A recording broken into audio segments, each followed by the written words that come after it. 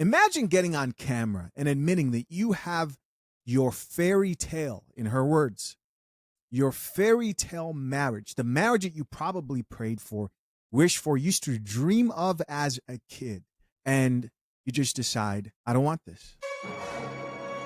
Yes, I have a great man, but I don't want this. And here comes the crash out, and it has to be online, of course, and potentially, probably a future divorce that we have here. Drink the coffee, it'll make you feel better. It's just not worth it dealing with someone else every single day of your life. Every day. Every day you gotta deal with somebody. Is marriage even worth it? It's not. It's not. At some point, you're gonna realize that it's always best to just be alone. Because I've been married for about 7 years, and I don't even know if this is worth it. Like, and not saying that there's anything necessarily wrong. There's nothing wrong, and that's the point. Like, I don't even know why I'm upset. I'm just, like, not thinking that I made the right decision. Like, and I have a good man. I do. And that's not the point. The point is, it's like, you really do lose yourself. You lose your sense of individuality. You lose your sense of peace. And this could be even to a good man. Like, you're gonna lose something, and I don't think it's worth it. Like, at all. I've always had a dream of, like, getting out of my hometown, like, city, and moving on, like, moving forward. Like life is supposed to be experience. Like, we're supposed to be doing new things and traveling and all that, and I do all of that.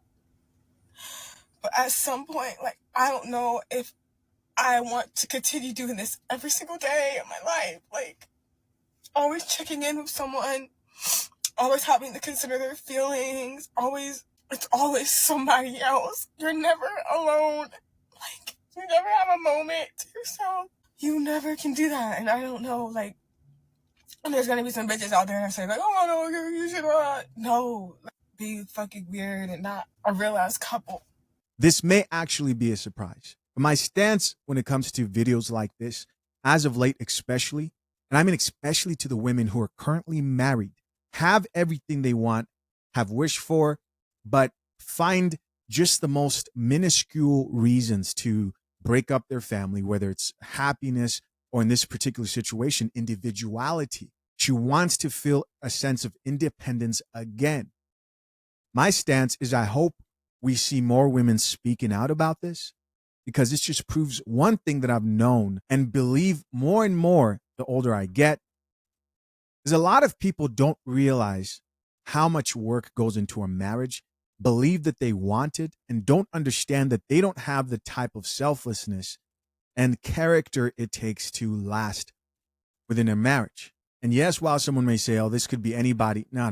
This is more common with women, with modern day women today.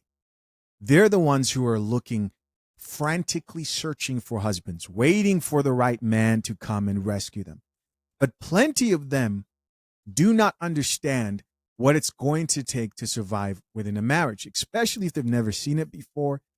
They have no idea. They don't understand that you're not going to have the same sense of independence that you had when you were single. And what happens is you have independent women who are used to being independent, don't understand that, yes, when you couple yourselves with a man, you're binding yourself with that person, you're committing to being with them long term. And they think they get that, but they don't understand what that means. And it starts to settle in eventually, and they miss the streets. Let's talk about the sponsor of this channel, FathersHaveRights.com. Engaged and soon-to-be married men, a single prenup slip-up can cost you tens of thousands later. Waiting until the last minute or signing under pressure are the mistakes that sink most agreements. My step-by-step guide at FathersHaveRights.com, built with expert attorneys James Sexton and the lead attorney, shows you exactly how to avoid every costly prenup mistake, all for the price of a couple of dinner dates. Tap the link pinned to the top of the comment section to safeguard your future and join the hundreds of soon-to-be husbands protecting their marriages the right way. Some of them actually continue the cycle. they don't know how to be by themselves. And then they see couples who they admire. Then they want a marriage again after they have already been divorced. And so they enter another marriage and then they divorce again. Can't accept that every situation has its give and takes. No, you can't be independent within a marriage. Again, more modern women in particular need to come to the conclusion that they are probably too selfish to be content and feel fulfilled within a marriage.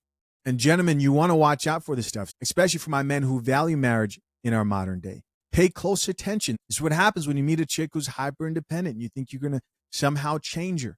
Pay close attention. I really want girls to know, like, even if it's absolutely worth it, I don't think it is. Even if you found the most perfect man, it's not worth it. It's not, like, it's always going to be best to just, like, be alone. And maybe that's why so many men tell older women they're going to die alone and be so sad. I'm sad with a great man. Like, maybe it's just, like, not my personality. And, like, I know girls are out there that, like, dying for, like, a relationship like mine. Like, he takes care of me, but, like, I'm sorry,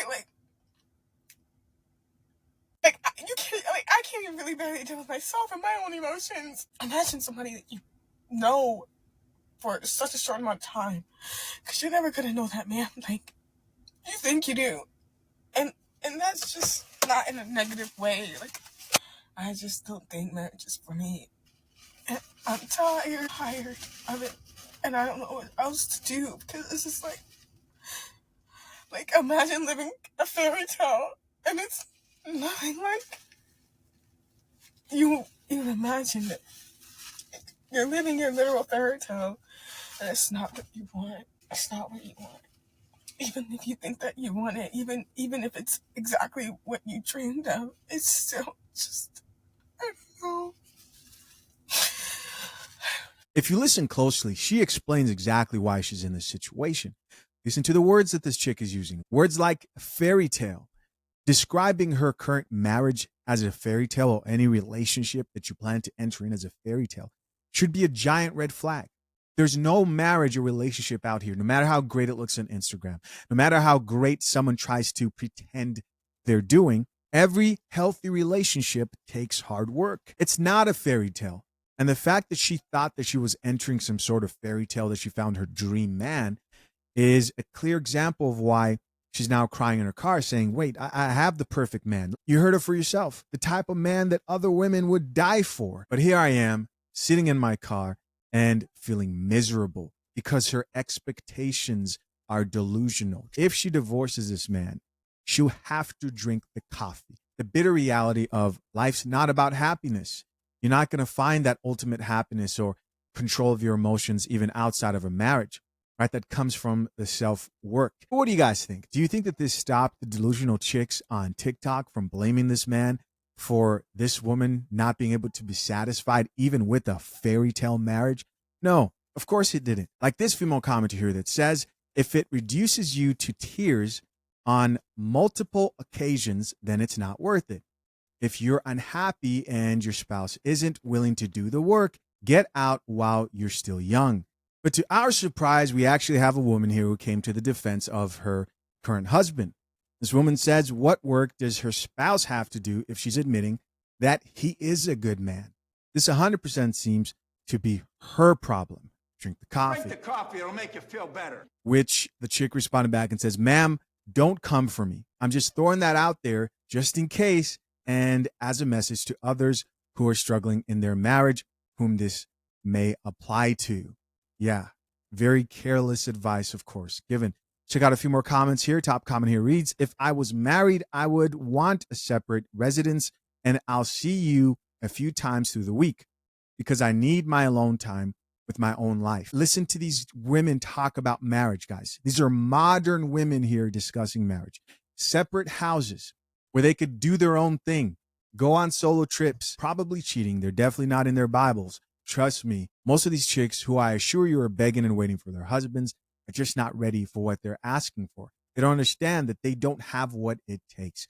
Somebody responded back and says, I've always said this and people thought I was weird. I said, I know me. and I need my own space and alone time. You're not a woman who's fit to be a wife if you believe that a man who's in his right mind is going to be okay with you living in a separate house as his wife, doing your own thing.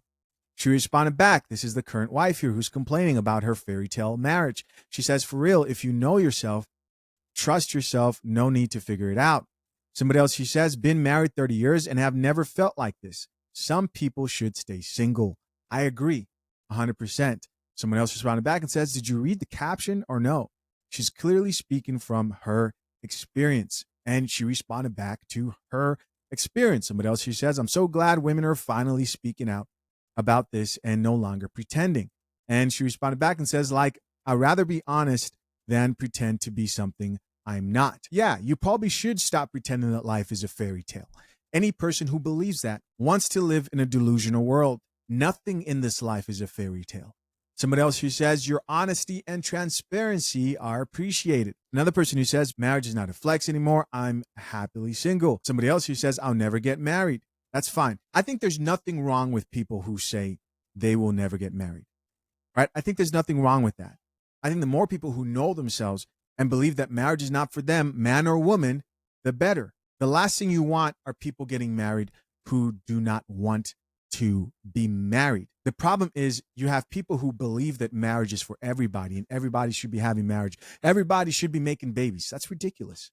Not everyone's makeup or tolerance to when it comes to dealing with children are ideal for raising up kids. And it doesn't mean they don't have value anymore in the world. There are plenty of other places where that man or woman could be valuable, right? I'm not somebody who believes every person should be married.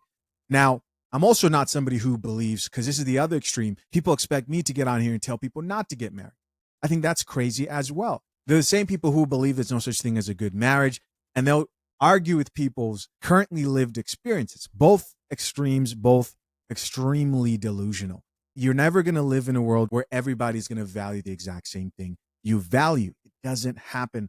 Life doesn't work that way. And if you don't understand that, then you're no different from any one of these women who have these delusions as well. Someone else who says you just need a vacation break. Somebody else you're at it. Take a solo trip, even if it's just a local hotel. You need space. Someone else responded back to her and says, this was going to be my suggestion. Somebody else who says, have you considered a setup like Cheryl Lee Ralph, where you live in separate houses? I think I covered a video on that topic.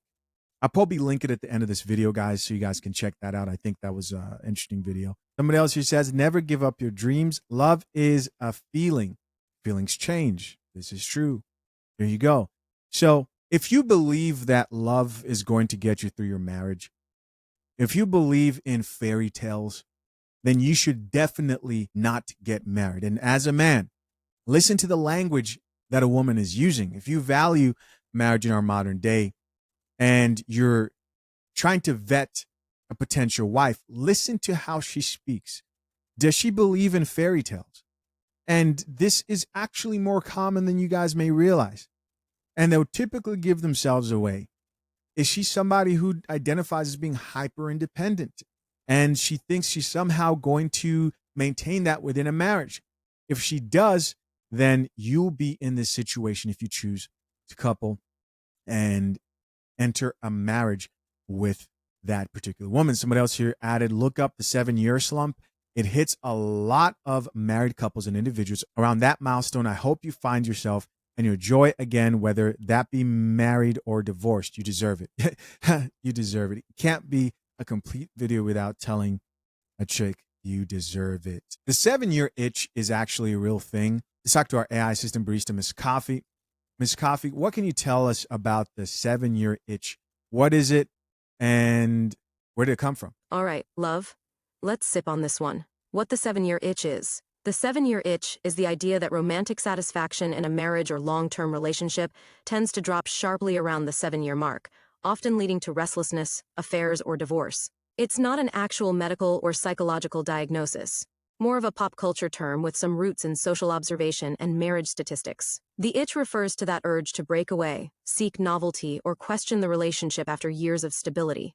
Where it came from. Historical marriage data. U.S. divorce statistics from the mid-20th century suggested many divorces occurred around year 7 to 8% of marriage. Social scientists speculated this might be due to waning passion, accumulated conflicts, or the stresses of raising young children. Hollywood influence. The phrase really exploded in pop culture, thanks to the 1955 Marilyn Monroe film The 7-Year Itch, based on a 1952 play. The movie's famous scene, Monroe's white dress blowing up over a subway grate, cemented the term in cultural memory, even though the plot itself was about a married man's temptation during his wife's summer vacation. Modern understanding. Research now shows relationship satisfaction often drops after the early honeymoon phase, but the timing varies widely. Major itch points can come at years 4 to 5, 7 to 8, or even later, often tied to life transitions like kids, career changes, or empty nesting. The 7-year itch is more a cultural shorthand than a fixed universal milestone. Hey guys, as always, I appreciate you checking out yet another episode of The Coffee Pod. To my currently engaged or soon to be married men, if you need a prenup and would like a guide that shows you how to get a solid and legally binding prenuptial agreement, hit the link pinned to the top of the comment section and access your guide at fathershaverights.com today.